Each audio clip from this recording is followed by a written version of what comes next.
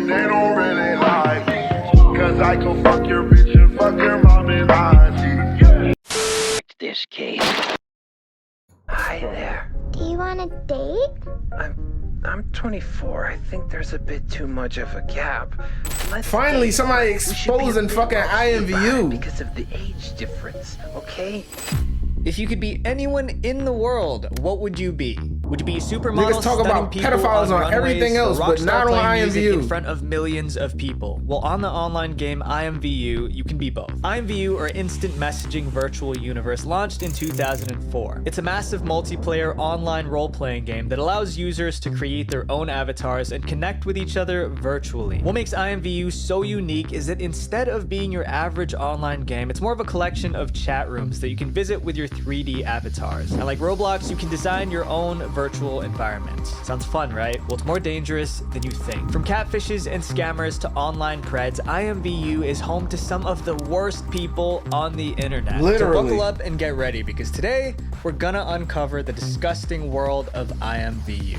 Inappropriate advertising. IMVU isn't the most well-known game, but it's had a shocking number of controversies. When it first started, IMVU was G-rated, appropriate for all ages. In the late 2000s, IMVU rebranded themselves to bring more people onto the platform. But instead of leaning into the kids market like a lot of other companies did, they went down a spicier road. They redesigned their avatars, so instead of looking like your average video game character, they look like young adults ready to go clubbing. IMVU also started producing some questionable ads. The ads themselves were raunchy and suggestive, but where these ads were being posted was the real problem. These ads were known to be prominently shown on YouTube, flash game websites, and even porn websites.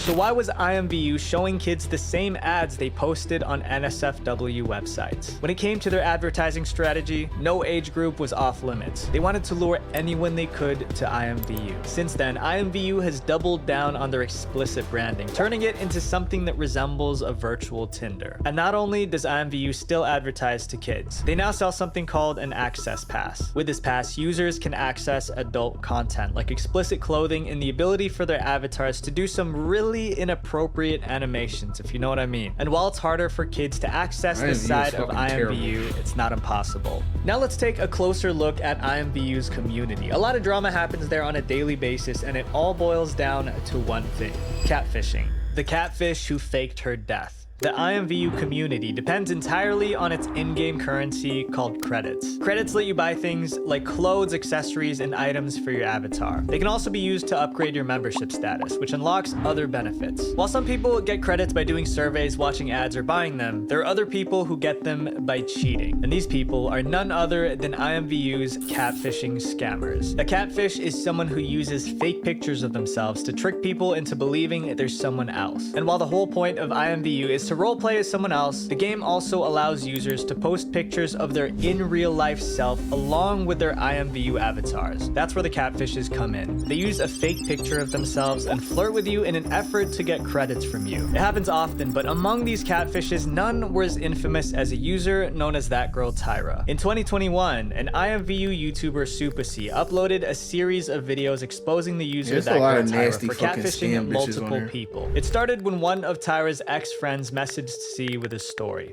She has an Instagram, but it can't be her. Every Like time I ask her FaceTime, I either got blocked in her picture or a screenshot. She doesn't even crop right. After taking a closer look at Tyra's account, it seemed clear to C that something was off. C knew that real Instagram photos filled the whole frame, and Tyra's photos didn't do that. If you guys look at this white line right here, it low-key do look like a screenshot. Hold up, you see this, y'all? Y'all see that white line? There were multiple people who were involved with Tyra on IMVU, and all of them had similar stories. She ever shows her face to you when y'all FaceTime? You're like, no, she's scared to. She make up excuses not to. Then she made her Instagram page private. This wasn't a small account either. Tyra had over 50,000 followers on IMVU. After C released multiple videos about Tyra, more people from the IMVU community started to realize she was a catfish, but no one expected what happened next. She said Tyra passed away. I feel so bad. And look, it said highlights 1 week ago. It says for more information on the funeral service, go to my mom's page on Facebook. It's all there.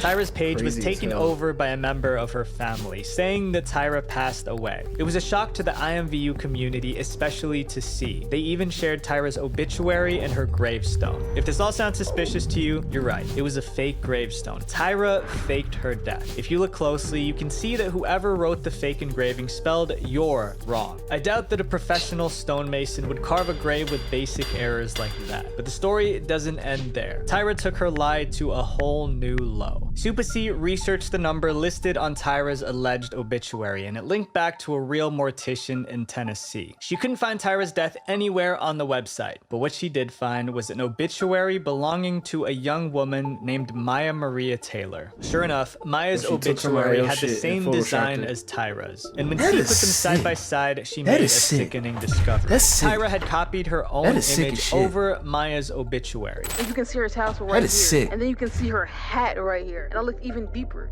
You see her eye right here? Check this out. You can see her eye right through the shirt, bro. That The is story fucking gets crazy as worse. hell. Maya tragically lost her life in a drive-by incident at a local McDonald's. According to Tyra's so-called family, Tyra died in the exact same way in the exact same place. They even Fuck outta filmed here. the local news coverage of Maya's passing and posted it on their Instagram story, pretending it was about Tyra. Since then, Tyra vanished from IMVU. But as weird as this story is, there are darker secrets lurking in the corners of IMVU.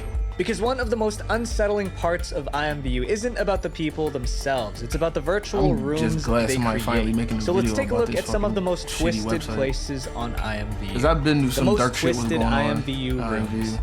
Before we talk about the most twisted rooms on IMVU, I want to thank my guys at War Thunder for sponsoring this video. War Thunder is a vehicle combat MMO game with more than packed with premium vehicles, premium account boosters, and more. Whenever a game lets users create their own content, some people are always going to make weird, inappropriate stuff. We've seen it with Roblox and VR chat, and IMVU is no different. I mean, we've seen the way they advertise the game. IMVU is full of NSFW content. A lot of rooms on IMVU have private Yes. areas specifically made for NSFW purposes. Combine that with the access pass, People which just gives make users the key avatars to and get on spicy here and just have content, sex, and anyone like, can that's act it. out their dark fantasies. That's And literally not all it. people try to hide their fantasies. IMVU has developed a reputation as an inappropriate game because people act out these fantasies on public servers in front of everyone. Since IMVU allows users as young as 13 to make an account, this is especially disturbing. But these private rooms don't even come close to being the worst part of IMVU. In the game, roleplay is taken to a whole new level. The most popular kind is family roleplay, where players can create their own virtual families. You'll see grown adults pretending to be toddlers and teenagers. They'll even create avatars specifically made to roleplay as children. And it gets weirder. There are Weird, IMVU bro. maternity clinics where people can go to give birth to shit IMVU is children. While most people Weird, roleplay for bro. fun, not all roleplays are lighthearted. On IMVU, there are people who roleplay some of the most horrific parts of our world's past. Some people reenacted slavery. These are rooms based on Bro. southern plantations filled with huts, cotton fields, and other racial stereotypes. What the People go into fuck? these rooms to live out a fantasy What? of being a slave owner. There are also What? real graveyards on IMVU. By real graveyards, I mean there's no roleplay involved at all. These graveyards are dedicated to actual IMVU users who passed away in real life. Sometimes users will make graves dedicated to people outside of IMVU, including pets, children, and even miscarried babies. These graves have pictures of the IMVU avatars Bro, or the what the persons that have fuck? been deceased. But let's step away from the IMVU game for a minute and take a look at one IMVU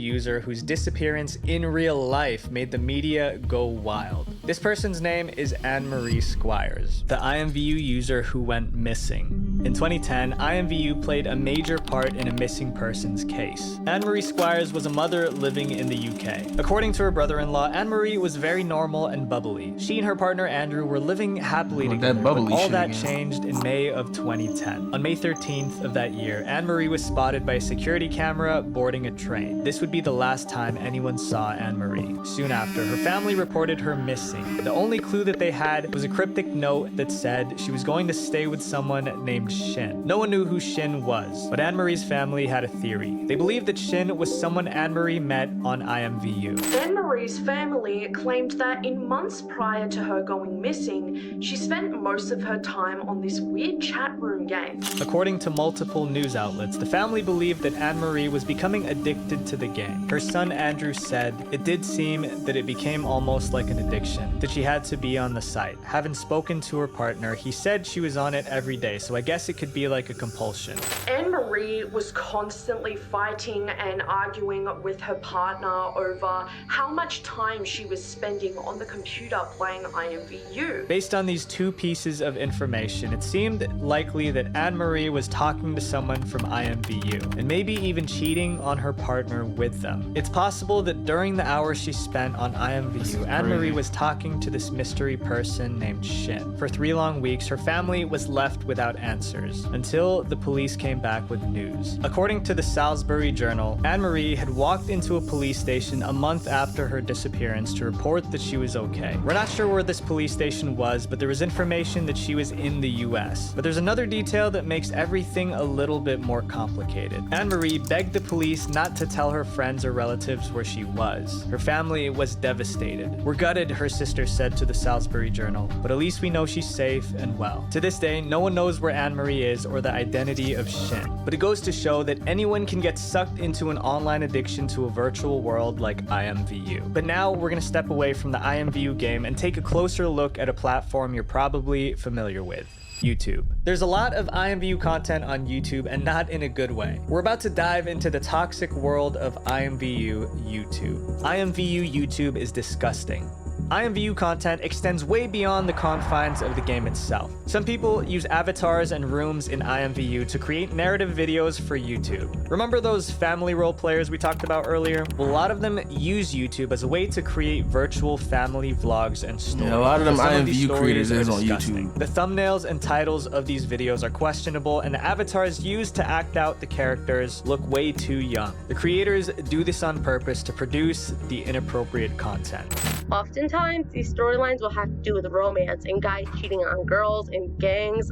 These videos will even depict explicit acts between family members, and some people That love shit them. is But the majority crazy, of the dog. comments on that video are actually calling the creator out for how disgusting the video is. If you thought this was the last of the messed up stuff IMVU has to offer, think again. There's another dark side to IMVU. This shit One is way that's more worse than I disturbing fucking than thought. anything we've covered so far. This next chapter is the story of one of the worst preds IMVU has ever seen, Pablo Sunny, the pred who got caught. Mama Max is a YouTuber who dedicated his channel to shedding light on child exploitation. In May 2022, he uploaded a video talking about his hunt for an IMVU user named Pablo Sunny. So he disguised himself as a young IMVU user named Kawaii Kitty and visited a room called the Sexy Singles Club. This is where he met Pablo. Hi. Hi there. Do you want a date? I'm 24. I think there's a bit too much of a gap. Despite saying this, Pablo invited Kitty to a private room. Max was unable to show what happened in that room, so we can only imagine what Pablo tried to play out with someone he thought was a kid. But little did he know that behind that avatar was an experienced pred hunter who was gathering the evidence to expose Pablo to the world. So Max dug even deeper. He went through Pablo's friends list to see if he could get more information from them, but he ended up discovering something worse. Everyone Pablo followed on IMVU was young and vulnerable. At this point, it seemed pretty clear that Pablo was preying on young girls. But Max needed more evidence, so he continued to talk to Pablo to lure him into trusting his Kawaii Kitty character. Eventually, Max was able to get Pablo's Discord where they kept talking. Then, something unexpected happened. IMVU disabled Mama Max's fake account. No warning, no reason given, gone. This is a problem that many IMVU users have experienced. Lucky for Max, he gathered enough evidence to take Pablo Sunny down. Mama Max created a new IMVU account and sent messages to Pablo's entire following explaining to them the messed up things Pablo did. Max also sent messages to Pablo threatening to call the police if he didn't agree to a call on Discord. When Pablo saw this, he freaked out, but reluctantly got on a call. Max then had a voice actress pretend to be Kawaii Kitty. He told her what to say to Pablo as Max listened in on the call. Max proposed a deal. If Pablo gave Kitty his Instagram handle, all the evidence would go away. Max wanted this so he could get a picture of Pablo's face. And when Pablo responded, he admitted what he did was wrong.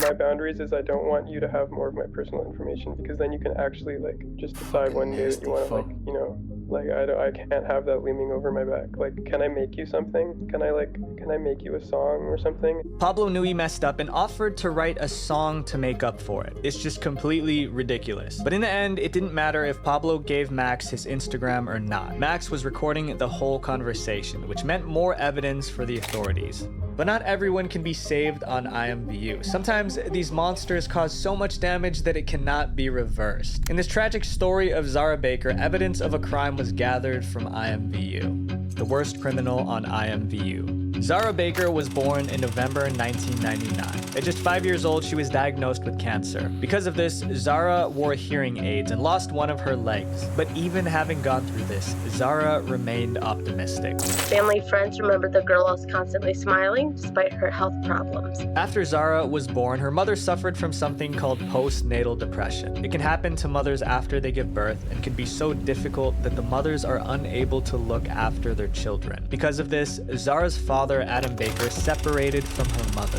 In 2008, Adam met a woman named Elisa Fairchild on IMVU, and the relationship became serious quickly. Adam and Zara moved to the US so that he and Elisa could get married. It was a picture-perfect family until 2010. On October 9th, 2010, at 5:30 a.m., Elisa called 911 to tell them that Zara had been kidnapped. She was missing from the house and a ransom note had been left behind. But the police thought something was off. There was no sign of kidnapping anywhere in or around the house. So they had Elisa take a lie detector test, and when she failed it, she cracked, which she then told the police would make any parent scream. She led the police to various places around California where the police would find what remained of Zara Baker. Elisa's explanation was that Zara had passed from an unknown illness, and since Adam wasn't a documented American citizen, they couldn't go to the police in fear of being arrested. She said that Adam was the one who dealt with Zara after she passed and helped hide her around California. But this wasn't true. When the police interviewed Adam, they determined that he wasn't involved with the case at all. It turns out that Adam was nowhere near the location Zara was found on the night she was hidden, but Elisa was. The police also determined that Zara's passing wasn't because of natural causes, so that can only mean one thing. According to multiple news outlets, the police discovered that Elisa was taking part in Chainsaw Massacre roleplays on IMVU just days before Zara's passing. With such strong evidence working against her, Elisa pleaded guilty on trial. Adam was in the courtroom that day, and what he said to Elisa is heartbreaking. Elisa, I trusted you with the most precious thing in my life.